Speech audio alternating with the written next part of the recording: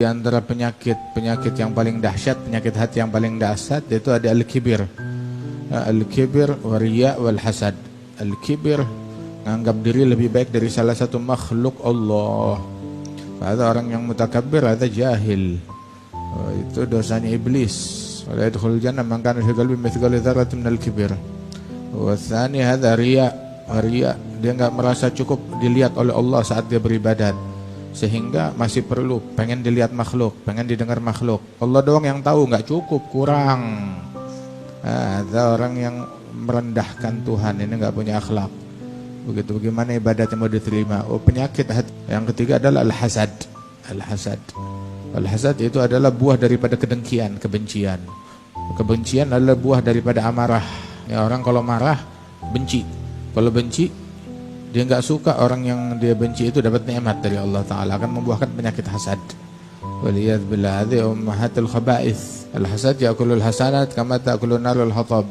Seandainya orang puasanya setiap hari puasa, tiap hari dia sholat tahajud 1000 rakaat, tiap hari hatam Quran 200 kali, tapi dia punya penyakit hasad, habis angus semuanya. Sebab hasad itu menggerogoti pahala sebagaimana api menggerogoti kayu bakar yang kering. La tahasadu, la taqata'u, la tabaghadu, la tadabaru, kunu ibadallahi ikhwana.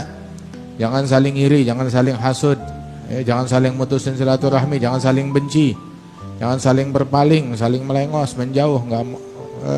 Kalau dia datang, ini pergi, ini mendekat, ini menjauh.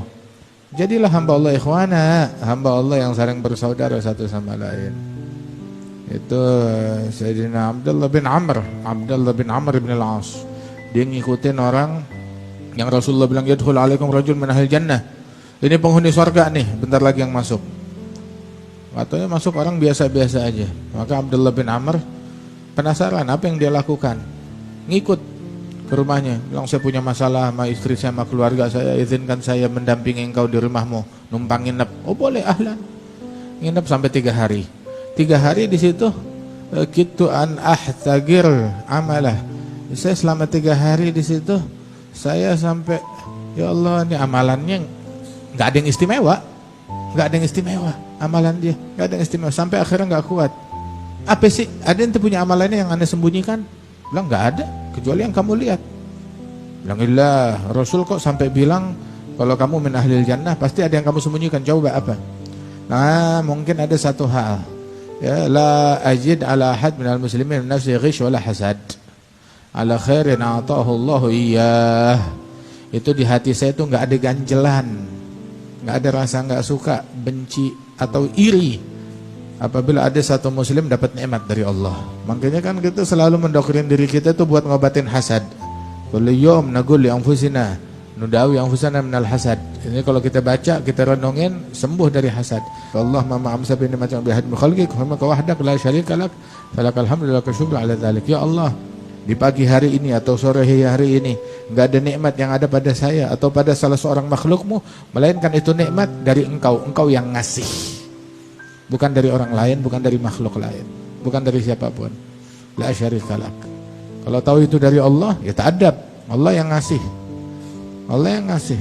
Ada orang dikasih piala, terus ente mau ambil tuh piala, ente mau rusakin, ada kurang ajar. Kalau ada orang yang hasud tuh enggak suka ada orang lain dapat nikmat, seolah-olah dia bilang kepada Allah, Allah enggak pandai mengatur, Allah enggak pandai memberi. Ya Allah, kenapa yang ngasih dia? Salah, enggak benar ente ngasih dia. Itu kurang ajar. Orang yang ngomong, dia enggak ngomong, cuma kelakuan dia menerjemahkan demikian. Sama seperti juri ngasih piala kepada seseorang, salah, enggak benar ini juri, curang. Nah dia, Allah ngasih nikmat kepada seseorang, oh, salah, keliru. Kenapa dia yang dapat? Kenapa bukan saya? Lesh dia. Itu orang tuh Abdullah bin Amr bilang hiyallati balagat bik. Ini amalan yang membuat kamu sampai. Wa hiyallati lanutik. Nah itu yang kebanyakan orang enggak mampu melaksanakan hal tersebut. Dabba ilaikum da'ul umam qablakum. Dia kalian kesusupan, disusupi penyakit umat-umat sebelum kalian. Apa? Al-hasad wal baghdha. Hiyal haligah. Kata Nabi. Ada penyakit hasad, penyakit iri, dan penyakit baghdha, kebencian. Hiyal haligah. Ini yang ngebotakin, bikin botak. Maksudnya banyak pikiran pala jadi botak.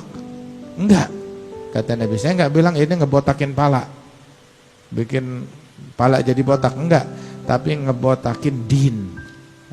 Agama kalian tuh jadi botak habis.